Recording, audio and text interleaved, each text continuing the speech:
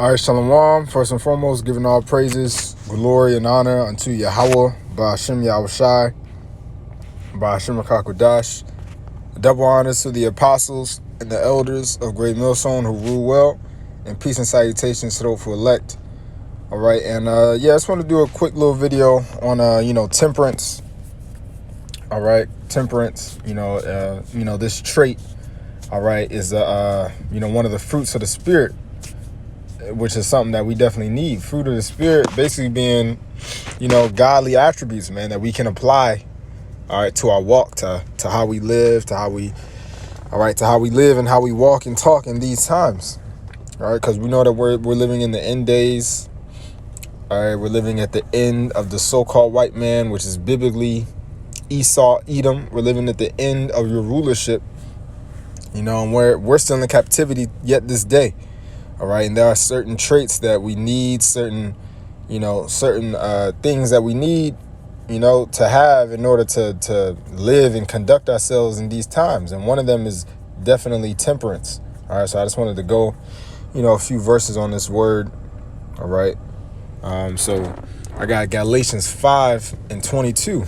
It says, but the fruit of the spirit is love, joy, peace, long-suffering, gentleness, goodness, faith. It says meekness, temperance. Against such there is no law. And they that are Hamashiachs have crucified the flesh with its affections and lusts. All right.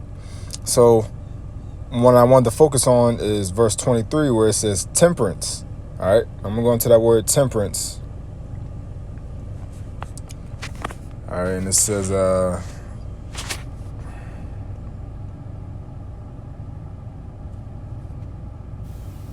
Strong's G 1466, ekrataya. All right, you just heard the man say it, and it says, self-control, the virtue of one who masters his desires and passions. This is ESP, his sensual appetites, right? But this quality is something that we need in these times. Self-control, man. We definitely need self-control in these times. I got on the etymology as well. It says temperance. It says in mid-14th century, self-restraint, moderation, sobriety, discretion. All right, yeah. And like I said, these are all things that we need in this society, because this society is filled with nothing but temptations left and right. All right, you gotta, if you don't have self-control out here, you got women that be walking around half naked, no clothes on, right? And if you don't have any self-control over your mind, or over your flesh, or you might mess around and do something that you can't reverse, because the scriptures say that even if you look at a woman lustfully in your head, then you've already committed adultery, man. So we got to have self-control over our mind in these times, because you got women walking around naked, but yet they got a man, yet they got a boyfriend. And like I said, we're living in a society that's filled with nothing but temptations. So we need temperance. We need to have self-control. All right, like the scriptures say, Proverbs 25:28, it says, he that hath no rule over his own spirit is like a city that is broken down and without walls. Right, so we got to rule our spirit, meaning control ourselves. All right, and like I said, we, especially in this time that we're in, all right, in this wicked society, there's more reasons to get mad and upset than there is to not. So that's why we need to focus on things, scriptures like these, and make sure that they're locked in our brain. Because you may be dealing with a 2/3, you know what I'm saying, somebody carnal. But if you don't have any self-control, and you'll react just as carnal. When the scriptures say to be to be harmless. Damn, I'm a butcher. Let me just get it. All right. Matthew 10:16, behold, I send you forth as sheep in the midst of wolves. Be therefore wise as serpents and harmless as doves, So that's how we got to be in these times.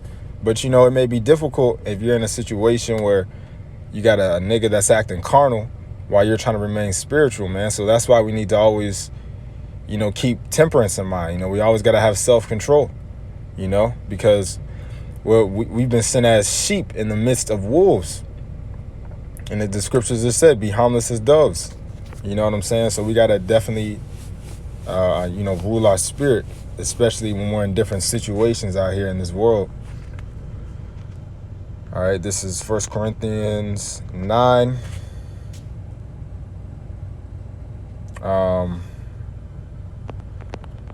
Actually, real quick, back in Proverbs 25 and 28, it says, he that have no rule over his own spirit is like a city that is broken down and without walls. And I got that back again because it said, like a city that is broken down without walls, right? If you don't have any rule over your spirit, you're basically defenseless, Like if a city, the walls would defend the city from intruders, So if you don't have rule over your spirit, if you don't have any temperance, then you're defenseless, man. Anybody can say anything to you, and then it makes you lose your self-control. It makes you start acting crazy. All right. But anyways, this is 1 Corinthians 9, and let me see, 9 and 27. Let me get right to the point. It says, but I keep under my body and bring it into subjection, lest that by any means, when I have preached to others, I myself should be a castaway. All right, I'm going to get that in the Bible comparison. In the NLT, it says, I discipline my body like an athlete, training it to do what it should. Otherwise, I fear that after preaching to others, I myself might be disqualified. Right, still going into, self-control, ruling yourself, controlling yourself, and especially with this truth, man. We don't want to become a hypocrite, man. All right.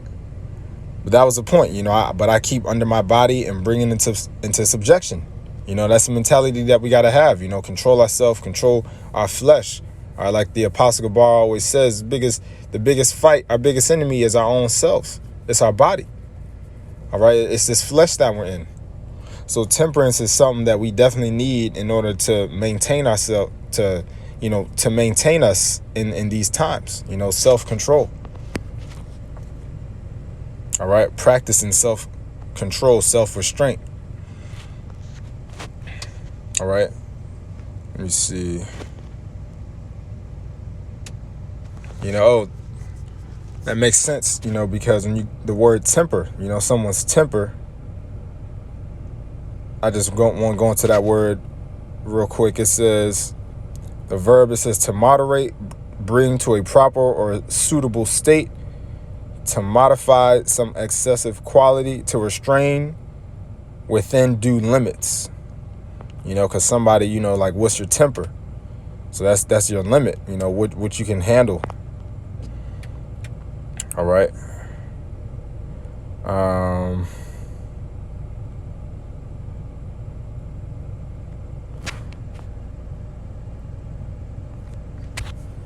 But that's pretty much it. That's pretty much it. Just wanted to go into a few words on that, a few words and a few scriptures on temperance. All right, Lord willing, this was edifying. All right. I want to give all praises, glory, and honor unto Yahweh, Ba'ashem Yahushai, Ba'ashem Makakodash. Double honors to the apostles and the elders of Great Millstone who rule well.